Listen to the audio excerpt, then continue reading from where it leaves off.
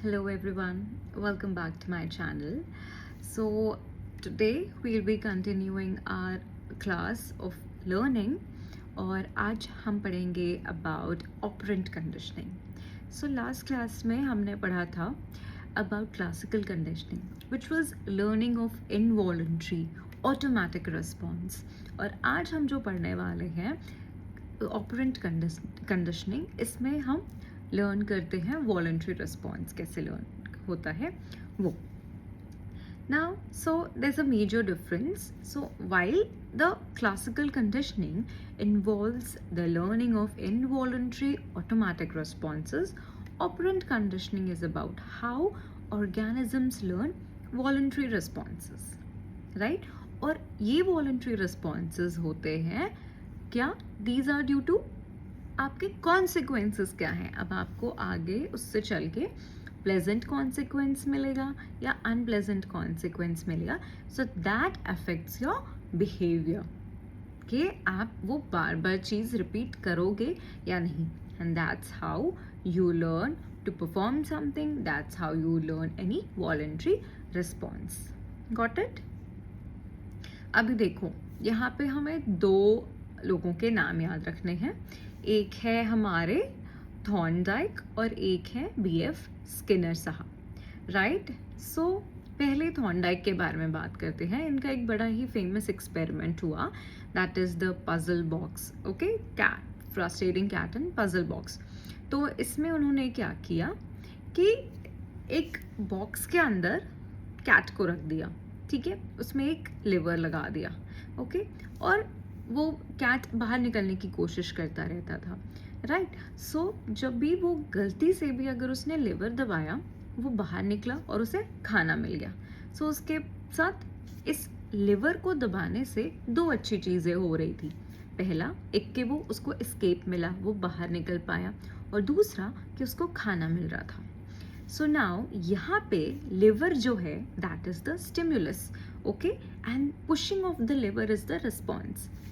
cat is pushing the liver, वो उसका response है, and the consequence is both escape and food. ठीक है, so दोनों अच्छी चीज़ें. so यहाँ पे इन्होंने ये बताया कि cat did not learn to push the liver and escape right away. एकदम से उसको नहीं आया, okay, बाहर निकलना, but after a number of trials and many errors in a box like this one, the cat took less and less time to push the liver that would open the door. so with trials, ठीक है, उसको समझ में आने लग गया कि कहाँ पे है लिवर, कौन सा लिवर है जिसको पुश करूँगा और फिर मुझे आके खाना मिलेगा और मुझे बाहर जाने का मौका मिलेगा. Okay, so it's important not to assume that the cat figured out the connection between lever and freedom. Okay, and Thorndike ने उसको मूव करते रहे लिवर को, कभी इधर लगा दिया, कभी उधर लगा दिया. So cat would simply continue to rub and push in the same general area that led to food and freedom the last time, and each time getting out and fed a little more quickly. So based on this research, Thorndike ने develop किया the law of effect. इसमें ये कहते हैं कि if an action is followed by a pleasurable consequence, अगर किसी action से हमें कोई pleasurable result मिलता है जो हमें खुशी दे रहा है, जिसके कारण हमें आनंद मिल रहा है, so it will tend to be repeated. तो वो action repeat होगा. And if an action is followed by an unpleasant consequence, it will tend not to be repeated. Okay? तो अगर कोई हमें painful consequence मिल रहा है, किसी को काम को करने से हमें दर्द हो रहा है, तो हम वो चीज़ repeat नहीं करेंगे. Okay, so this is the basic principle behind learning voluntary behavior. So Thorndike ने कहा कि ये बेसिक प्रिंसिपल है कि कैसे आप कोई वॉलंटरी बिहेवियर करते हो. ओके, और इस लॉ का नाम उन्होंने दिया लॉ ऑफ इफेक्ट. नेक्स्ट पढ़ते हैं स्किनर के बारे में. तो स्किनर को बोलते हैं बिहेवियरिस्ट. इन्होंने क्या किया, इन्होंने थॉर्नडाइक साहब के एक्सपेरिमेंट को देखा और उससे ये पता लगाया कि ऑल बिहेवियर जो है, सारे बिहेवियर वो प्रोडक्ट ऑफ लर्निंग है. और इस चीज़ को उन्होंने स्पेशल नेम दिया, दैट वाज ऑपरेंट कंडीशनिंग। सो अगर आपसे कोई पूछे कि ऑपरेंट कंडीशनिंग टर्म किसने दी थी, सो आप बोलोगे स्किनर, ना कि Thorndike. And now he said कि when people perform a voluntary action, it is to get something they want, to get something they want, कुछ जो उन्हें चाहिए, और to avoid something they don't want, right? Okay, so अगर कोई बंदा कुछ काम करता है, कोई भी इंसान कोई भी काम करता है या जानवर कोई भी काम करता है, वो इसलिए करता है या तो उसे कुछ वो चीज़ जो वो चाहता है उसे लेने के लिए, या जो चीज़ उसे नहीं पसंद है वो अवॉइड करना चाहता है उसे हटाने के लिए, ठीक है? So voluntary behaviour is an operant behaviour and the learning of such behaviour is operant conditioning. So इन्होंने बताया कि heart of operant conditioning is the effect of consequences on behaviour, कि आपका जो रिजल्ट आ रहा है, जो कॉन्सिक्वेंस है, उसका बिहेवियर पे क्या इफेक्ट हो रहा है, इस पूरे कॉन्सेप्ट पे डिपेंड करता है ये operand conditioning.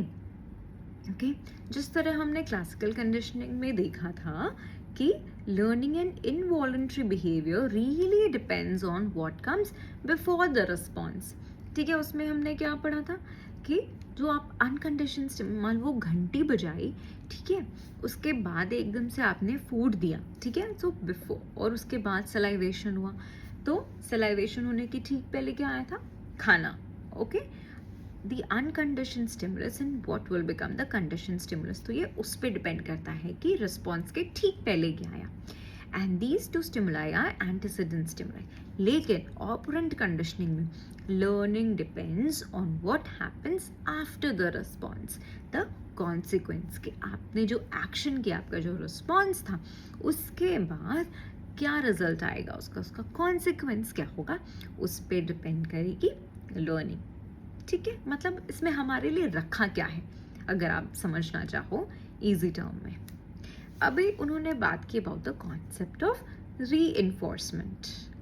So the word itself means to strengthen, and Skinner defined reinforcement as anything that when following a response, कोई एक्शन हुआ उसके बाद जो आपको मिलता है, so anything that when following a response causes that response to be more likely to happen again.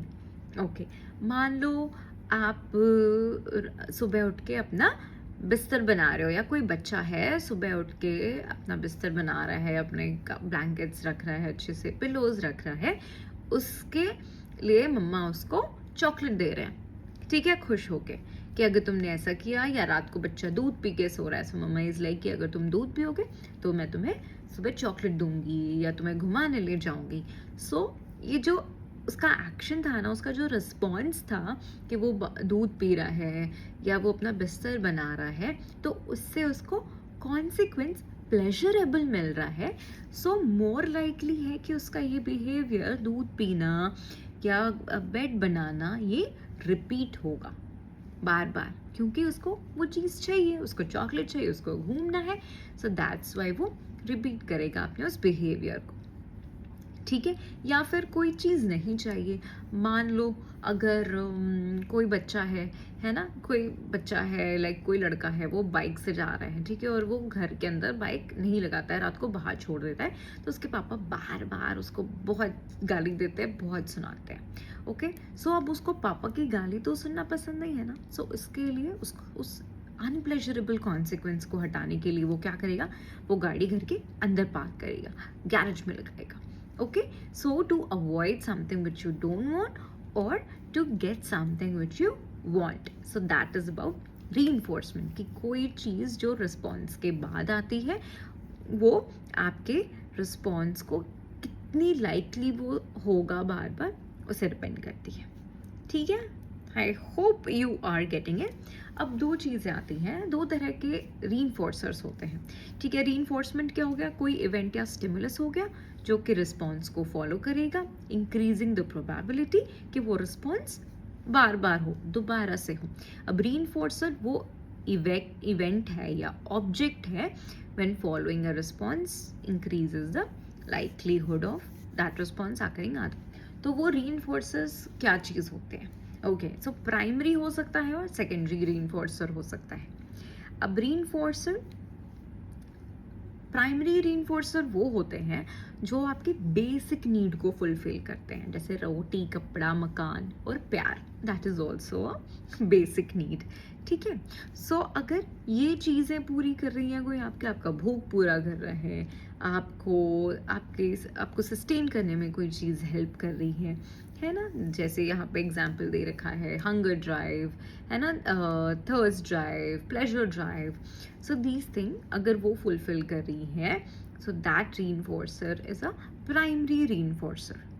Okay, और secondary reinforcer क्या होता है? Such is money, however it gets it reinforcing properties from being associated with primary reinforcer in the past. Okay, तो indirectly अगर कोई चीज़, जैसे पैसा है, तो पैसा खाने से आपकी भूख नहीं हटेगी, पैसे से जब आप खाना खरीदोगे तब आपकी भूख मिटेगी, या पैसे से जब आप कपड़ा खरीदोगे तब आपको ठंड नहीं लगेगी, आपके बदन को कुछ कपड़ा मिलेगा, आप पानी खरीद पाओगे, आपको सोने के लिए घर मिलेगा। सो पैसा इज अ सेकेंडरी रीइंफोर्सर बिकॉज वो जो हमारे बेसिक नीड्स है ना, उनसे जुड़ा हुआ है और इनडायरेक्टली इट एक्ट्स। सो ये हो गए प्राइमरी रीइंफोर्सर और सेकेंडरी रीइंफोर्सर। ओके, जैसे अब एक बच्चा है, उसके लिए तो मनी, ओके, सो वो बच्चे को पता है, जब तक नहीं पता है कि ये सेकेंडरी रीइंफोर्सर मनी जो है, इससे मैं चॉकलेट खरीद सकता हूँ, तब तक उसे उसकी वैल्यू नहीं पता है। Okay, so he will always go for chocolate. अगर कोई उसे चूज करना बोलेगा कि मैं तुम्हें चॉकलेट दूंगा या तुम्हें पैसे दूंगा, तो वो बोलेगा नहीं, पैसे का मैं क्या करूंगा, I want chocolate. But the moment you realise कि okay, money equals to chocolate, मुझे चॉकलेट मिल सकता है पैसे से, सो देन उसके लिए वो उसकी इंपॉर्टेंस बढ़ जाती है एंड बिकम्स अ रीइंफोर्सर। ओके, अब अगर हम कंपेयर करें फाइनली दो तरह की लर्निंग को, operant conditioning and classical conditioning को, तो क्या होगा? ऑपरेंट कंडीशनिंग में end result is an increase in the rate of an already occurring response. ठीक है, इसका end result क्या है कि already जो response occurring हो रहा है, मान लो जो हमने पहले एग्जाम्पल दिया था कि बच्चा रात को बिस्तर बनाता है, सो दैट विल इंक्रीज उसका ये बिहेवियर।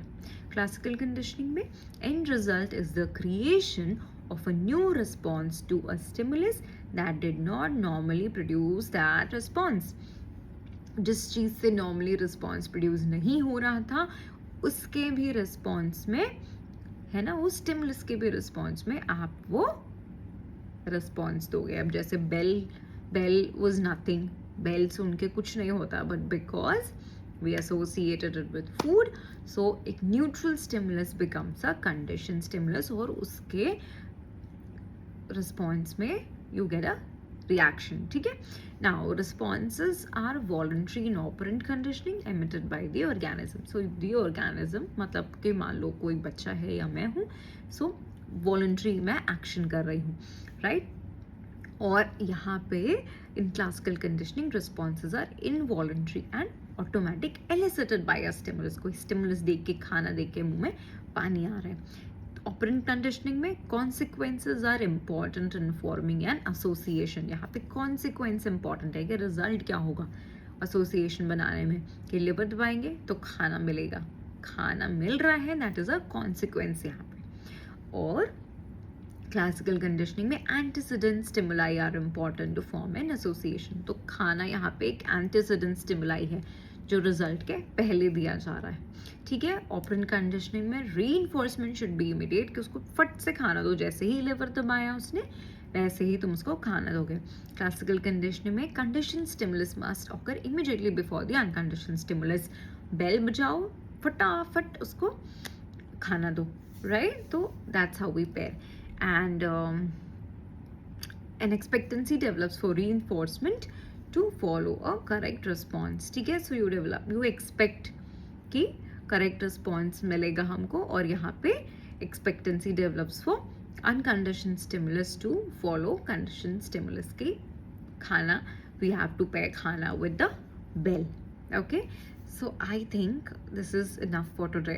अब आगे पढ़ेंगे हम about positive negative reinforcement, schedules of reinforcement and about punishment.